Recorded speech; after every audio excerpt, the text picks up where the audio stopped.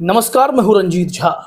ED से जुड़े case में जुडिशरी में गजब का तमाशा चल रहा है। बड़ा खुलासा हुआ है।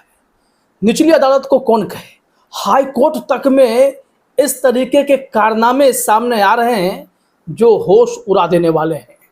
मामला ईडी से जुड़ा होना चाहिए।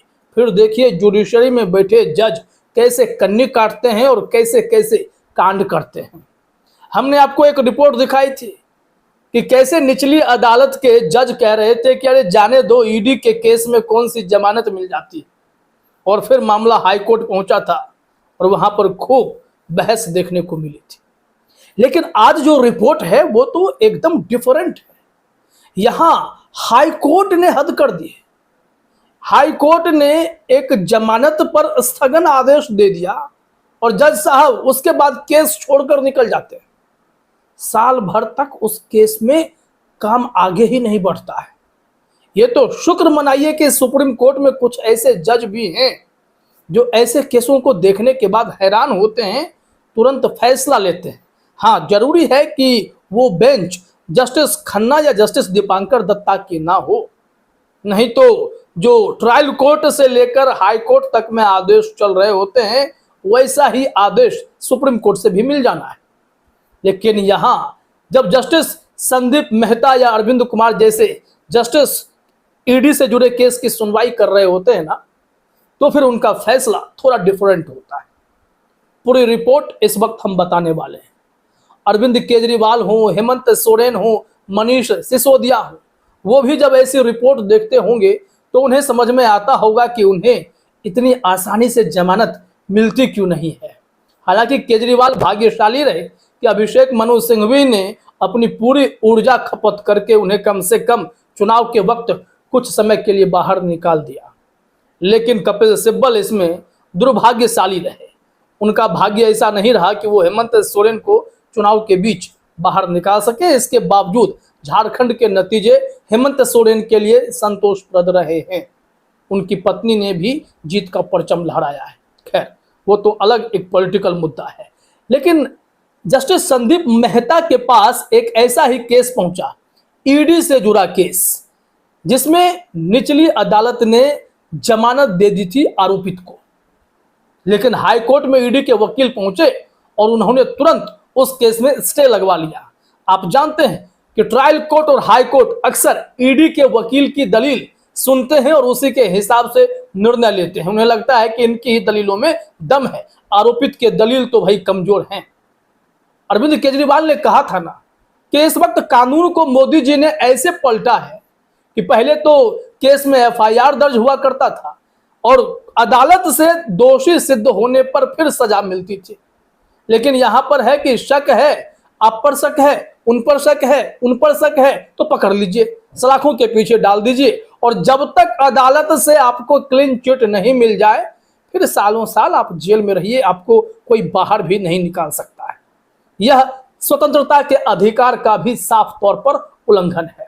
तो चलिए बारन बेंच की रिपोर्ट दिखाते हैं कि खेल क्या है।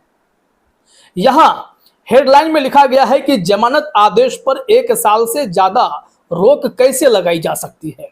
ईडी मामले में सुप्रीम कोर्ट, उन्होंने पूछा, जब ट्रायल कोर्ट ने किसी केस में जमानत दे दी तो ईडी के वकील कैसे हाई कोर्ट में जाकर एक तो स्टे लगवा रहे हैं और स्टे लगाकर मामले को ऐसे रोका जा रहा है कि कुछ सुना ही नहीं गया, फिर उस स्थगन पर विचार ही नहीं हुआ कि उसे हटाना भी है। खबर में देखिए कहा जा रहा है, सुप्रीम कोर्ट ने शुक्रवार को दिल्ली उच्च न्यायालय द्वारा धन शोधन के एक आरोपी को डिफॉल्ट जमानत देने के स्थानीय अदालत के आदेश पर रोक बढ़ाने पर आपत्ति जताई। ये परविंदर सिंह है, परविंदर सिंह खुराना बनाम प्रवर्तन निदेशालय का केस था। कहा जा रहा है कि न्यायमूर्ति अरविंद कुमार और न्यायमूर्ति संदीप मेहता की अवकाश पीठ ने परविंदर सिंह खुराना को दी गई वैधानिक जमानत को बहाल कर दिया। वो जो आदेश था इन लोगों का स्टे लगाने वाला दिल्ली हाई कोर्ट का, उस आदेश पर रोक लगाया और उनकी जमानत बहाल की गई है। यह बड़ी राहत है। लेकिन ऐसे मामले, ऐसे फैसले बहुत कम देखने को मिलते हैं। क्यों? क्योंकि ईडी से जुड़ा केस है भाई। ईडी से जुड़े केस में कहाँ जमानत मिलती है। यह ट्रायल कोर्ट की टिप्पणी जब आरोपित पक्ष ने सुनी थी तो उस मामले में भी बेंच बैठ गई थी और उस जज को केस से हटाया गया था। और जज को हटाए जाने का मामला ईडी को ऐसा चुभा था कि वो जाकर पहुंच गए थे हाई कोर्ट में कि नहीं, ऐसा कैसे हो सकता है, आप उन्हें ही इस केस में रखिए ताकि भाई लंबा मामला चलता रहे। खैर, यहां देखिए क्या कहा जा रहा है।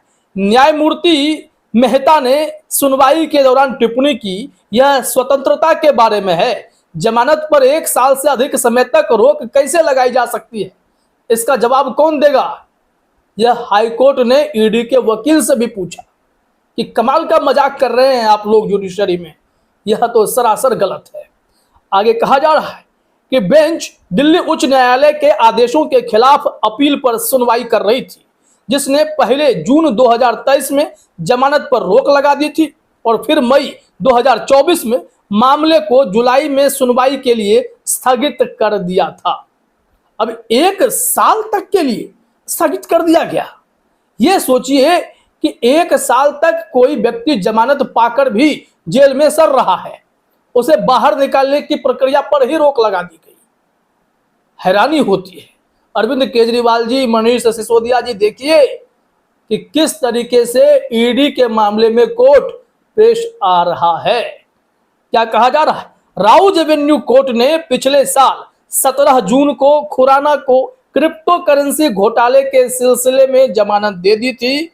दिल्ली उच्च न्यायालय ने न्यायमूर्ति अमित महाजन ने बाद में प्रवर्तन निदेशालय की अपील पर इस पर रोक लगा दी।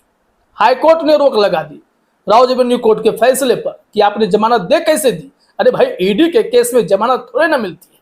यहां देखिए क्या कहा जा रहा है कि इस साल 22 मई को न्यायमूर्ति स्वर्णकांता शर्मा ने मामले की अगली सुनवाई 9 जुलाई को तय की थी। जज साहब ने खुद इस केस से अपने आप को अलग कर लिया था और ये फिर मामला जस्टिस स्वर्णकांता शर्मा के पास पहुंच गया। जस्टिस स्वर्णकांता शर्मा, आपको याद है, ये अरविंद केजरीवाल का केस भी देख रही हैं और ताबड़तोड़ उनके खिलाफ फैसले करती हैं। फैसले एकदम ये होते हैं कि अरविंद केजरीवाल को कोई राहत नहीं दी जाएगी और अरविंद केजरीवाल इसी कारण से हर अदालत के चक्कर आज भी लगा रहे हैं। सिसोदिया साहब भी चक्कर लगा रहे हैं और उनके खिलाफ ईडी कब सबूत देगी, कब मामला क्लियर होगा, इसकी कोई समय सीमा तक निर्धारित नहीं है। बस टिप्पणियों का दौर चलता है। कहा जा रहा है कि गौरतलब है कि न्यायमूर्ति अमित महाजन द्वारा 18 मार्च को मामले से खुद को अलग करने के बाद यह कदम उठाया गया था कि जस्टिस स्वर्णकांता शर्मा को इस केस में लगाया गया, जो अमूमन पहले ईडी का केस नहीं देखती थी। केजरीवाल के समय से इनके पास अब ईडी के केस आने लगे हैं।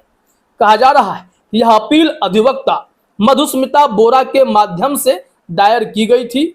ईडी की ओर से अधिवक्ता जोहेब हुसैन पेश हुए थे, लेकिन जोहेब हुसैन को सुप्रीम कोर्ट ने जोरदार फटकार लगा दी। ईडी के बिहाफ में गए थे तो फटकार उन्हें ही सुननी पड़ी।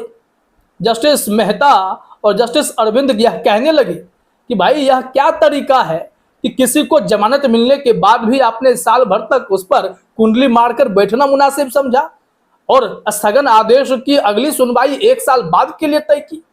जज साहब खुद को केस से अलग भी कर लेते हैं। यह कैसा खेल है, इस खेल को समझना तो बहुत जरूरी है। ऐसे में अब सरकार फिर से बदल तो नहीं रही है, एनडीए की ही सरकार आ रही है, नरेंद्र मोदी ही प्रधानमंत्री बनेंगे।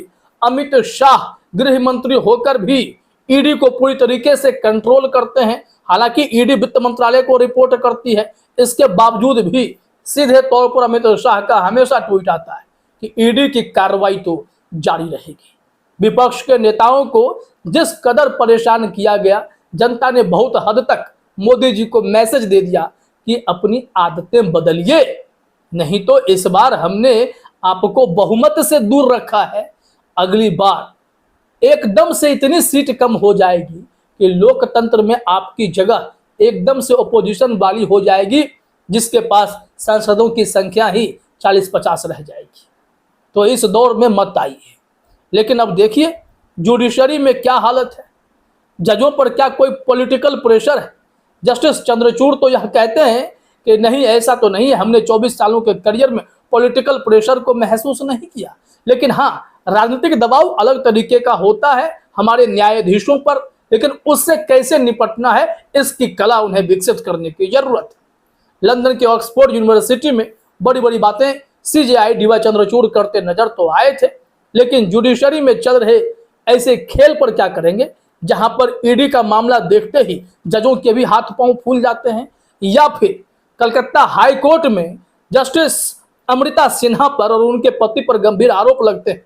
आरोपित या सुप्रीम कोर्ट में शिकायत लेकर जाते हैं कि जज मैडम किसी केस को प्रभावित करने की कोशिश कर रहे हैं, उनके पति जज मैडम के ऑफिस का दुरुपयोग कर केस को प्रभावित कर रहे हैं। ऐसे ऐसे मामले अब सामने आने लगे हैं।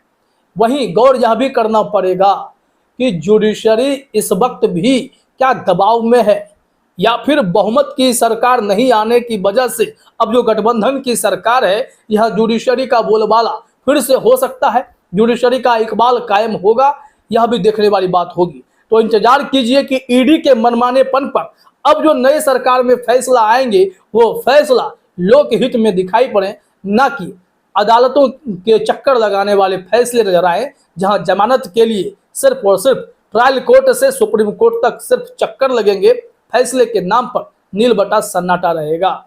देखिए अब आगे होता क्या है। फिलहाल इस वीडियो में इतना ही। आप सभी का हमसे जुड़ने के लिए बहुत बहुत धन्यवाद।